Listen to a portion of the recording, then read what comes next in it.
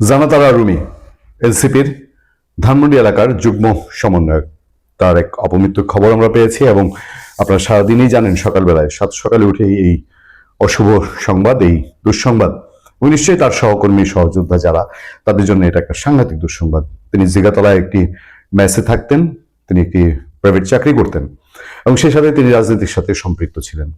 দেখেন, একটা জিনিস খেয়াল করবেন, আমরা কেন এই জিনিসটাকে আমরা গুরুত্বের সঙ্গে দেখছি। গুরুত্বের সঙ্গে দেখার বেশ কয়েকটা কারণের মধ্যে একটা কারণ হচ্ছে বোধহয় যে ওসমান হাদি ইনকিলাব মঞ্চের মুখপাত্র ওসমান হাদি, এবং তিনি ওই ইনকিলাব মঞ্চের প্রাণ। এই গত 15-16 মাস ইনকিলাব মঞ্চে যতটুকু আলাপ হয়েছে, যতটুকু আলোচনা এসছে, এটা সবটা ওসমান হাদির। তিনি ছিলেন তার মধ্যমণি ওই সংগঠনে। তো আমরা সবসময় বলেছি যে তার রাজনৈতিক বিতর্ক, রাজনৈতিক বিরোধিতা সেটা ভিন্ন বিষয়। মানুষ হিসেবে ওসমান হাদির জীবন মৃত্যুর সন্ধিক্ষণে সেই সময়ে এটার এফেক্ট যখন বাংলাদেশের রাজনীতিতে পড়েছে, শুধু বাংলাদেশের না, এটার এফেক্টে ভারতের সাথে রিলেশন আপস এন্ড ডাউনস এর মুখে সেই সময় এই জান্নাতারা রুমির চলে যাওয়াটা একটা বড় ঘটনা এবং রাজনীতিতে কোনো প্রভাব ফেলে কিনা, পড়ে কিনা। আপনারা দেখেন, ওসমান হাদির ঘটনা নিয়ে বিভিন্ন দল বিভিন্নভাবে খেলার চেষ্টা করেছে। জান্নাতারা রুমি নিয়ে যেন এরকম কিছু না হয়। একটা বড় বিতর্ক তৈরি হয়েছে, সেটা হলো শেখ হাসিনার মামলার রায়ের দিন জান্নাতারা রুমি ধানমন্ডি 32 নম্বরে এক নারী, তিনি আওয়ামী লীগ বা যুব মহিলা লীগ অথবা সেই ঘরানার একজন নারী, তিনি জয় বাংলা স্লোগান দেওয়ার কারণে সেই সময় জান্নাতারা রুমি আলোচিত হন এবং তিনি হাতে একটা প্লাস্টিকের পাইপ নিয়ে ওই নারীকে বেশ একেবারে ভিডিও ফুটেজ আছে, তিনি তাকে আক্রান্ত করেন। এবং আলোচনার একটা বড় কারণ হচ্ছে যে আজকে জান্নাতারা রুমির এই অনাকাঙ্ক্ষিত এবং খুবই দুঃখজনক ঘটনার পরে এনসিপির আরেকজন কেন্দ্রীয় যুগ্ম সমন্বয়কারী বা যুগ্ম সংগঠক, তিনি হচ্ছেন তারেক সাহেব, মিস্টার তারেক। সেই তারেক তিনি একটা সোশ্যাল মিডিয়া, ফেসবুকে একটা পোস্ট দিয়েছেন, পোস্টে দীর্ঘ পোস্ট।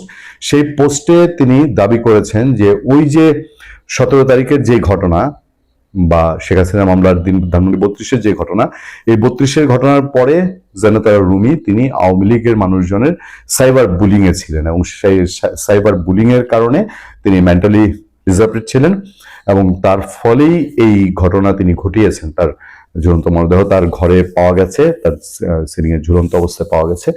তো এই তারেক সাহেব তিনি দাবি করছেন যে এটা কোনোভাবেই নর্মাল কিছু না, এটা একেবারেই উদ্দেশ্যমূলকভাবে রুমিকে শেষ করা হয়েছে। এটা হলো এনসিপির নেতার বক্তব্য। এটা যদি হয়, এবং তাৎক্ষণিকভাবে তিনি এই রিয়াকশনটা দিয়েছেন। আমরা সবসময় বলি যে এসব ঘটনায় যারা সহযোদ্ধা, যারা একসঙ্গে থাকেন, পরিবারের লোকজন, তারা তাৎক্ষণিক ইমোশনাল হয়ে তারা অনেক কিছুই বলেন। তবে এনসিপির এই নেতার মিস্টার তারেক, তার বক্তব্যটা একেবারে ফেলে দেওয়ার, মানে উড়িয়ে দিলে যে এটা বিচ্ছিন্ন ঘটনা, সামান্য ইমোশনাল ব্যাপারটা এই জায়গায় না। কারণ ওসমান হাদির ঘটনা নিয়ে এখন আমরা সোশ্যাল মিডিয়ায় নানান বক্তব্য দেখছি। সোশ্যাল মিডিয়ায় যারা ইনকিলাব মঞ্চের আছেন বা তাদের সমমনা, তারা এখনো বলছেন যে যদি ওসমান হাদির খুব খারাপ কোনো খবর পাওয়া যায় তাহলে সেটার জন্য পরিণতি ভালো হবে না, সেটার জন্য আওয়ামী লীগকে প্রস্তুত থাকতে হবে, আওয়ামী লীগের, ছাত্রলীগের তাদের লোকজনকে জবাব দিতে হবে বা জবাব নেওয়া হবে। এর চেয়েও আরো কড়া ভাষায় তারা, যেটা আমরা সোশ্যাল মিডিয়ায় ব্যবহার করতে চাই না, কড়া ভাষায় তারা কথা বলছেন। এখন জান্নাতারা রুমি তিনি ধানমন্ডি 32-এ যে ঘটনাটি ঘটিয়েছিলেন, সেই ঘটনার পরে সোশ্যাল মিডিয়ায় বহু আলোচনা, সমালোচনা, বিতর্ক হয়েছে এবং ফলে যাদের সাথে তিনি এই কাজটা করেছেন তারাও সাংঘাতিকভাবে তার উপরে অ্যাটাকিং ছিল, এতে কোনো সন্দেহ নেই। সেই সমালোচনার প্রেক্ষিতে কোনো অংশ তার উপরে যে বাড়াবাড়ি এরকম আচরণ করেছে, বা নারীরা বাংলাদেশে একটু বেশি বাড়াবাড়ির শিকার হয়, সেইটা তার সহকর্মী সহযোদ্ধারা সন্দেহ করছেন।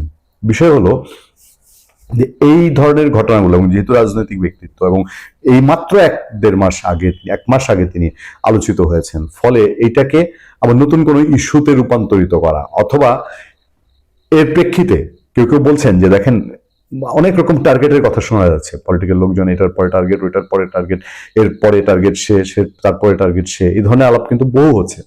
তো যদি ওসমান হাদির ঘটনাটা আমরা সবসময় বলেছি যে এইটা যে একটা প্রিপ্ল্যান্ড একদম সাংঘাতিক রকম ঘটনা, এইটা একেবারে সাদা চোখে বোঝা যায়। কারণ লোকগুলো কাজটা করে এখান থেকে সটকে পড়েছে, যেখানে গিয়েছে সটকে পড়েছে। তো যদি ওসমান হাদির ওই ঘটনার সাথে এটার কোনো যোগসূত্র থেকে থাকে, যে পক্ষই করুক, XYZ যেই পক্ষই করুক, যদি কোনো যোগসূত্র থেকে থাকে, তাহলে এটা আমাদের রাজনীতির জন্য কতটা অশুভ সংকেত। আমি সেই ব্যাপারটাই খেয়াল করার চেষ্টা করছি। নিশ্চয়ই যারা তারা রুমির, তার সহকর্মী, তার পরিবার, তারা কষ্ট পাবে, তারা আহত হবে, এবং একজন টকবগে নারী এখন এই ঘটনায়, ধানমন্ডি 32-এর যে ঘটনায়, এই ঘটনায় আইনের ব্যাপারে আইনের দৃষ্টিতে দেখলে নিশ্চয়ই কোনো এক সময় এগুলো কেউই আইনের ঊর্ধ্বে থাকতে পারে না। একটা সময় আইন তার নিজের গতি নিজে খুঁজে নেয়। এনসিপি নেত্রী রুমির শেষ বিদায়, এই পরিণতির দিকে যাওয়ার জন্য এটা কি তার এই সময় হঠাৎ করে আলোচিত হওয়াটাকে কোনো পক্ষ ইস্যু করেছে? যারা বাংলাদেশের ওভারঅল বাংলাদেশের একেবারে শান্তি চাচ্ছে না, যারা ওভারঅল মনে করছে যে বাংলাদেশকে এখন যে কোনো মূল্যেই হোক অস্থিতিশীল করা প্রয়োজন। ভালো থাকবেন, সুস্থ থাকবেন। আপনার সাথে আমি আতিক রহমান, পূর্ণিয়া।